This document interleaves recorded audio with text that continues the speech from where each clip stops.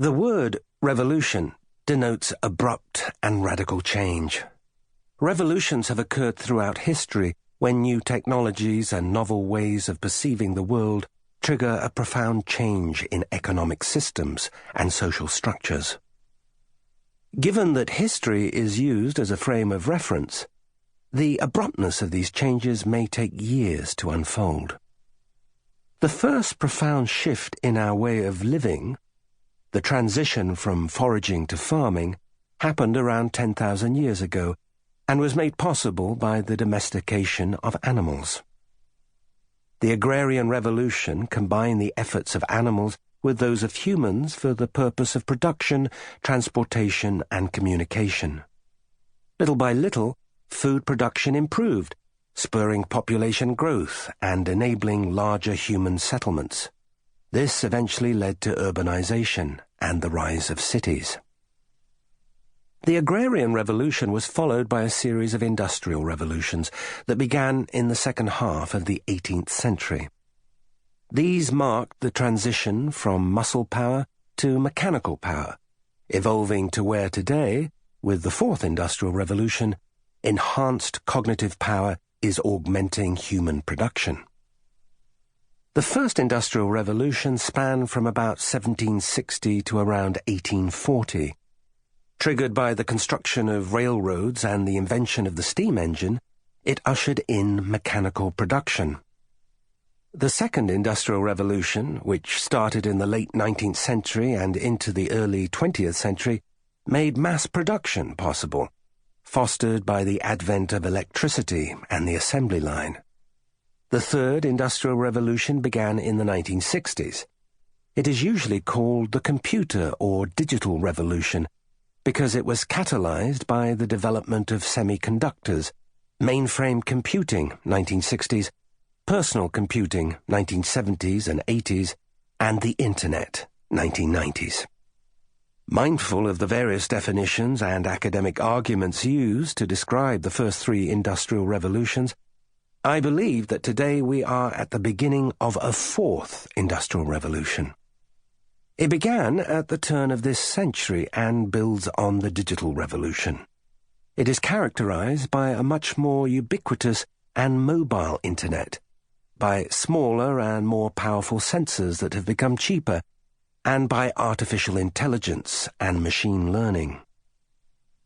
Digital technologies that have computer hardware, software, and networks at their core are not new, but in a break with the third industrial revolution, they are becoming more sophisticated and integrated and are, as a result, transforming societies and the global economy.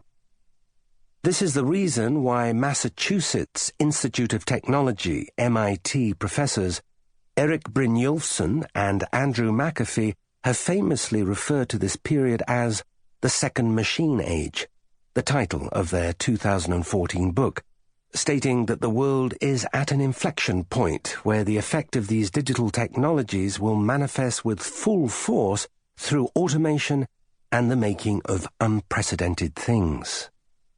In Germany, there are discussions about Industry 4.0, a term coined at the Hanover Fair in 2011 to describe how this will revolutionize the organization of global value chains.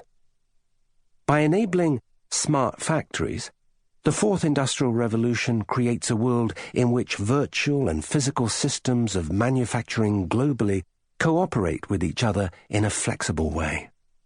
This enables the absolute customization of products and the creation of new operating models. The fourth industrial revolution, however, is not only about smart and connected machines and systems. Its scope is much wider. Occurring simultaneously are waves of further breakthroughs in areas ranging from gene sequencing to nanotechnology, from renewables to quantum computing. It is the fusion of these technologies and their interaction across the physical, digital, and biological domains that make the fourth industrial revolution fundamentally different from previous revolutions.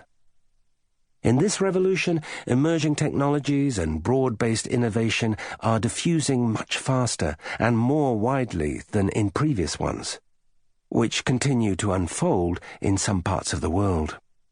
This second industrial revolution has yet to be fully experienced by 17% of the world, as nearly 1.3 billion people still lack access to electricity.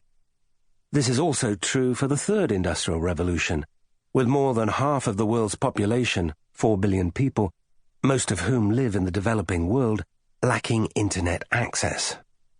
The spindle, the hallmark of the first industrial revolution, took almost 120 years to spread outside of Europe. By contrast, the internet permeated across the globe in less than a decade. Still valid today is the lesson from the first industrial revolution, that the extent to which society embraces technological innovation is a major determinant of progress. The government and public institutions, as well as the private sector, need to do their part, but it is also essential that citizens see the long-term benefits. I am convinced that the fourth industrial revolution will be every bit as powerful, impactful, and historically important as the previous three.